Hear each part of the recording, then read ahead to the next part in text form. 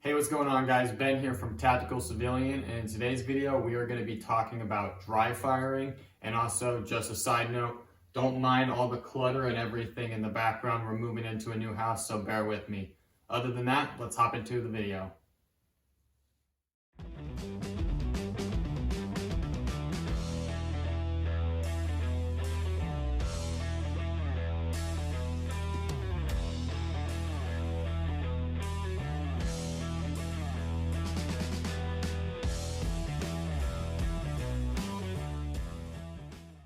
Alright guys, so first things first, I wanted to answer a couple of questions, which is, what is dry firing and why do we do it? So before I hop into anything any further, the two firearms that I'm going to be demonstrating with today is my FN 509 and then my AR-15. And so we have empty magazine, empty magazine, empty magazine.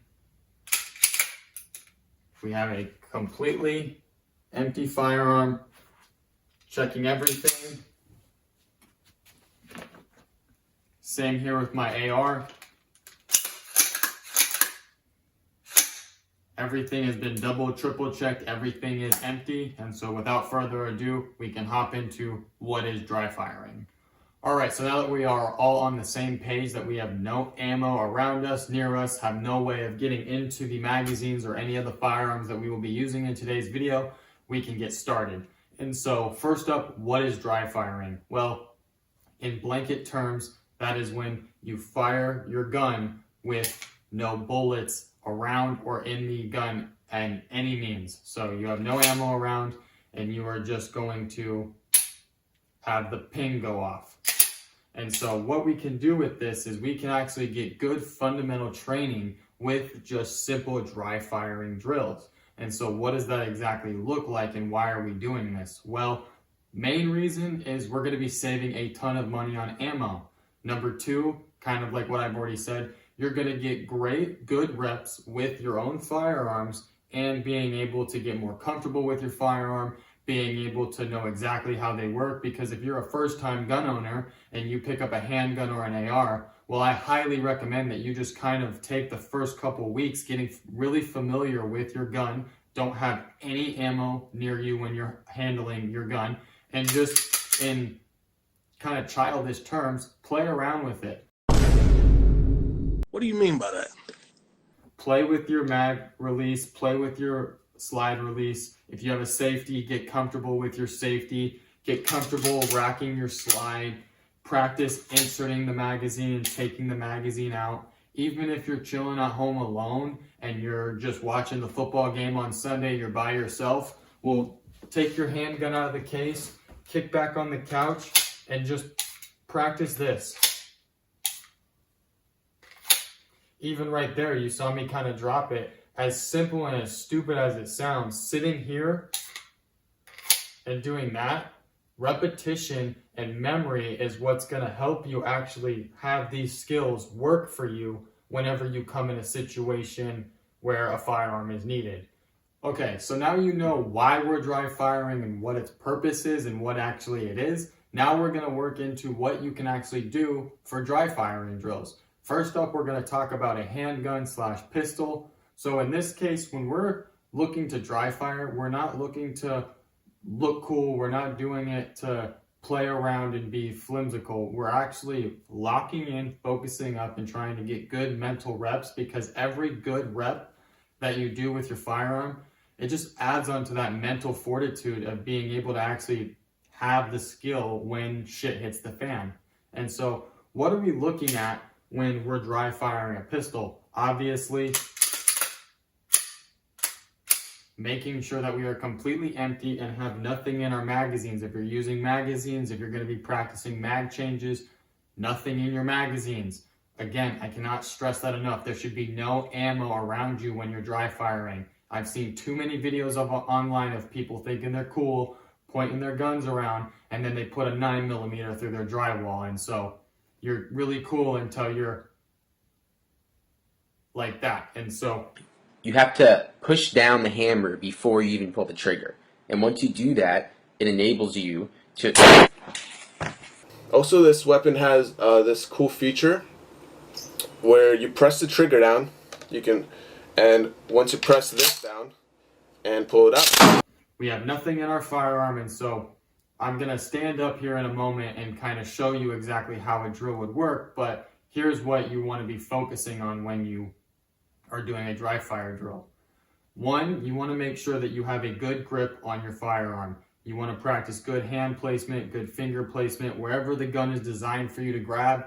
You just want to work on getting a textbook grip on that handgun. Then I recommend putting a sticky note or something on the wall, or even hell, you don't even have to put something on the wall. A bunch of you have nails, light bulbs, shampoo bottles, whatever's laying around your house, even a candle, the dog food bowl. Just pick something and work on getting that firearm up, getting a good sight alignment, and then lining it up, making sure you have nice, stiff wrists, and just practice having a good, firm grip on that gun. Then, when you have your sight aligned, you can then move to your trigger finger going onto the trigger, and then hold it steady. Focus on your breathing. Make sure you're doing nice, shallow breaths. You don't want to be pulling your gun out and then, ooh, I'm so cool and we're doing dry fire drills and whatever. No. Have your gun, take it up, take some breaths, good grip, come up, sight alignment. That's very important. Practice your sight alignment. Finger onto the trigger, and then slowly start pulling your trigger until you feel your wall, and then make sure you're holding it on there, and then we're gonna let the trigger go. All right, and so what we're gonna be looking for right after the trigger has been pulled, what you're gonna be looking for in your reps is when you pull the trigger, are you pulling your gun barrel some way? Because what that can indicate is that you're trying to anticipate the recoil, which is something you definitely don't want to do, because when you're moving this barrel of this gun even a couple centimeters to the left, right, up, or down, depending on how far away your target is, you could miss them by a couple inches, let alone a couple feet. If you don't have nice, strong wrists and you're not diligently practicing this, when you go out to the range and you load up a magazine of pistol rounds and you try and just fire it as fast as you can, you are not going to come within 2 feet of your target, I guarantee you. And so that is the first step of how to really, what you're looking for when dry firing a pistol. Okay, and so now I'm just going to quickly show you what it actually looks like when I'm running a standard, typical, basic dry fire drill with my pistol. Now, as you can see on the wall here, I have a little piece of green tape. I just put a little piece of green tape on the wall because it gives me something to actually focus my sight alignment on. So we're going to make sure nothing's in our handgun. Good grip. We're going to come up. Good sight alignment. Slow trigger pull. Feel the wall. Everything nice and steady. And literally that is all there is to it. From this standing point alone, this is your building block to go to wherever else you want to go. All right, so now that I've shown you what dry firing is at its most basic level with a handgun, now you have the tools to unlock whatever skill you want once you know how to do that one thing. Whatever else you feel you're not quite there at, that you're not quite proficient at or good at, that's what you should be practicing on when you're dry firing at home. For me personally, what I've been working on in my spare time when I'm doing my dry fire drills is inside the waistband, getting your firearm out nice and safely, getting the sight alignment, good grip, all the same things that we talked about, just adding in removing my cloth, pulling out my firearm, presenting it, and then getting a good shot break off. And so I'll show you what that kind of looks like. What I do when I'm doing this exact scenario is I like to picture that I'm in a confrontation with someone, or I'm watching someone in a confrontation with someone else and I'm just kind of observing, and they pull a gun, pull a knife, pull a weapon, anything, fill in the blank, whatever would relate to you. Put yourself in that situation, count down 3, 2, 1, and then do it. I'm going to count out loud, that way you can see the reaction time and everything like that. But when you're doing this alone, count in your head. When you hit 1, break into the drill.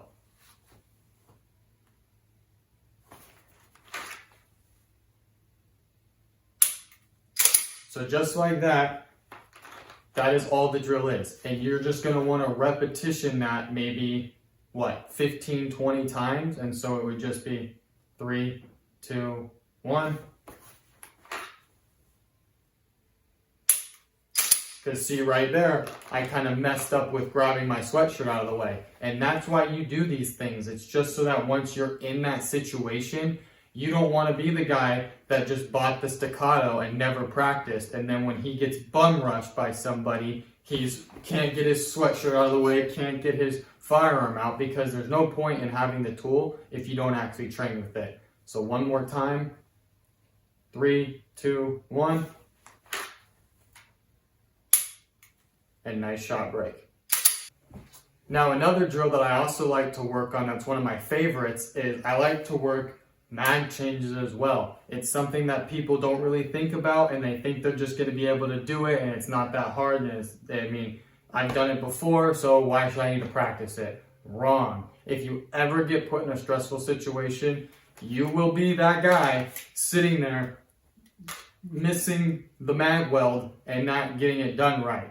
If you don't practice pulling out your magazine correctly, extending that pointer finger on the tip of your magazine, and that's your guide into your mag weld. Take the point of your finger to the point of your mag weld, and that magazine will feed in every time. If you rep that and get that as your muscle memory, then you won't do it differently every single time you're doing a mag change. So now I made sure that all my magazines are empty, my firearm is empty, and side note, I have a cushion below me because I just don't want to drop my magazines on my brand new flooring. So I have a cushion below me so I can drop my magazines without damaging the magazines or worrying about damaging your floor. So there's no excuse to not be practicing your mag changes. And so here's what it looks like.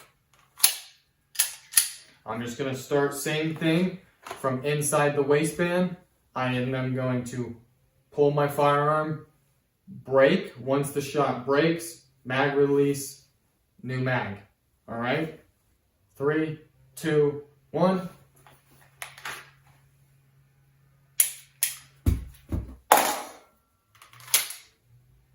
Now see, right there, I am not even that good at it. I am not the best person in the world.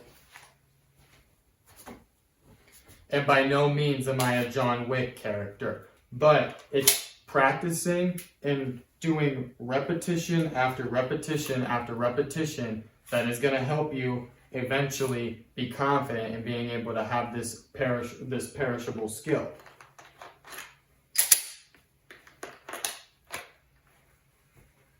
Here we go. One more time. 3, 2, 1.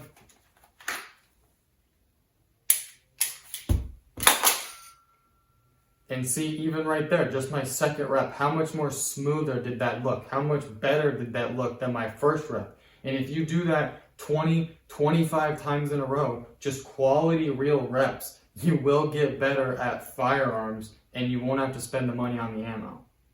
Now, I know I went pretty in depth on how to dry fire a handgun, but the thing about it with dry firing is it's basically the same across every platform of weapon that you own. So if you have a handgun, what I just showed you is perfect. If you have only an AR and you want to dry fire, well, you can do the drills that I was just showing you with your AR. If you have a shotgun, you could still work dry fire with a shotgun. I just personally have never really done it. I only typically really only dry fire with a pistol and an AR. Let me know down below in the comments if you guys have any experience with dry firing shotguns. In my experience, I'm normally really only bird hunting with shotguns, so maybe I'm just out of the loop on that one. But going into dry firing an AR, it's very simple. It's just like the handgun. Making sure I have nothing in there. If you have iron sights, if you have a red dot, use your tools. Turn on your red dot, take that target that you put on your wall, either being a sticky note, whatever, like we talked about. Bring it up. Good side alignment, have your gun off safety, good side alignment, have a good grip on your firearm, control your breathing, find that wall, and break that shot. You can do the same reps I showed you with the handgun as you can the AR. You can take your magazines, you can put your chest plate on, you can stand in front of your target, come up, bang, mag change. You can do everything that you would normally do at the range as a dry fire drill. And so I think it's very important that I think a lot of gun owners aren't actively doing on a regular basis. If you're not getting out to the gun range and practicing with real bullets and getting shots on target and practicing all the other things that come at going with the range, you need to be at home making sure that you are honing your skills and getting better and better every single day, because that's what it means to be an American.